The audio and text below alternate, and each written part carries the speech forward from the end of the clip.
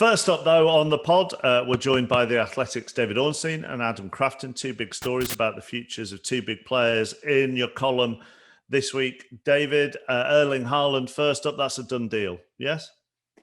Yeah, the way it's been described to me, Mark, is that this situation is done and dusted now. And by that, we don't mean it's completed, but Erling Haaland is going to be signing for Manchester City. We initially reported, I think it was last month, that initial personal terms had been agreed between City and Haaland, and it just needed to be formalised and finalised and put into ink. That part of things is now complete. So all that needs to be done is City paying the release clause, conducting medicals, and that sort of thing. And therefore, it's more of a formality. The main hurdle was the personal terms, and the rest will follow in due course. The clubs have been in contact, and the vibe I get from sources in Germany is that Dortmund, perhaps somewhat surprisingly, have viewed that as being cordial so far.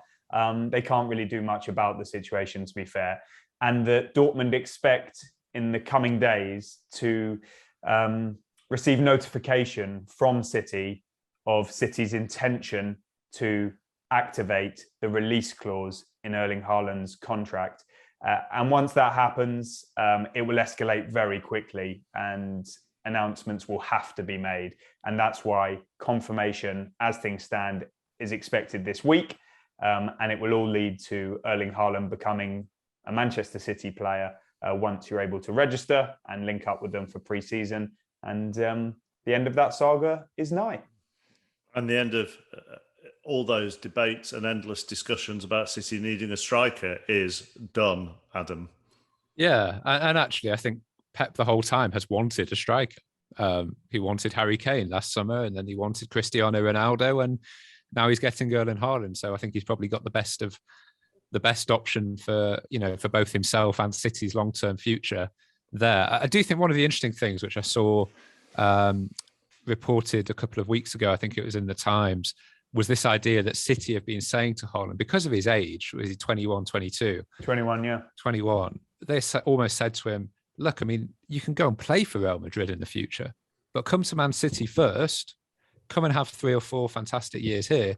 Actually, a bit like PSG are now trying to say to Mbappe, do a couple more years with us, and then you can go to Real Madrid in your mid-20s when you're ready to. But what struck me is City, throughout the Abu Dhabi ownership years, they've never lost a player that they really wanted to keep. Leroy Sané is probably the only one that was somewhere in the balance there. But I think even by the time he left, they weren't devastated to lose him. Do you think there is a sense of that in this deal, David, that he comes for 3 or 4 years, and then eventually, if Barcelona sort themselves out financially or Real Madrid, that there's more than one move in this for Erling Haaland? Yeah, I do, Adam. I think that's a really good point. It's been touched upon in various parts of the media over the last few weeks and months, and it's clearly one of City's trump cards in this situation. Now, they will hope to keep hold of him for much longer if it goes well. There have been suggestions of a release clause being one of the negotiating points, so we'll have to wait and see on the detail of that in what I think will be the days ahead now rather than the weeks.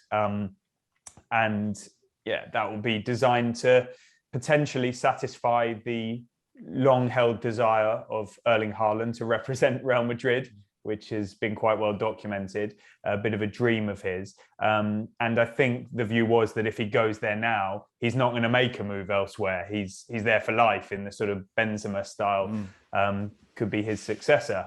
Whereas coming to City, yeah, it could be a bit of a stepping stone. I think that would have been important for his representatives as well. It was a feature of Mino Raiola's career as a intermediary agent before his sad death recently.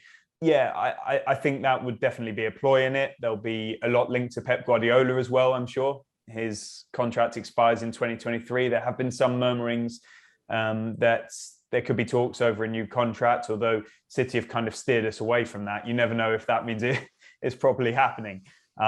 So yeah, there are a lot of sort of moving parts in this, even once he comes, but finally it satisfies that desire you mentioned of Pep Guardiola to bring in a striker, a top striker, but a very different style to what City have had before. So I think it might take some time to integrate him. He needs to get over his injury problems as well. But one thing I think City will be very pleased about is that this overall package, despite the inevitable high agents, commissions, salary, and a sizable transfer fee, it's lower than you would have paid for Erling Haaland on the open market. And at 22, he could have, a number of his best years at City, despite what we're saying about potential future moves. I think they'll be pretty chipper about this from a financial and footballing perspective.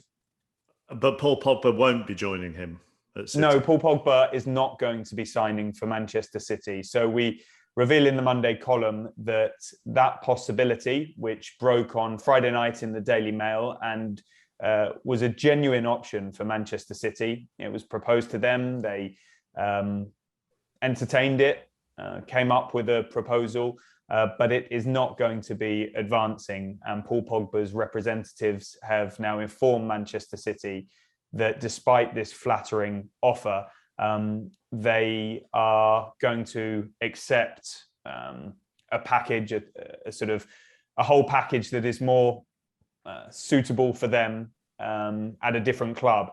Now, we don't know who that club is now because I don't think a final decision has been made, but there's serious interest, we understand, from Juventus, where he's shone before, of course, Paris Saint-Germain and Real Madrid. A number of people I speak to in the game think it's going to be Juventus. I mean, it raised a fascinating prospect, didn't it? And you get the sense that Paul Pogba would have probably had a real point to prove and shone for City.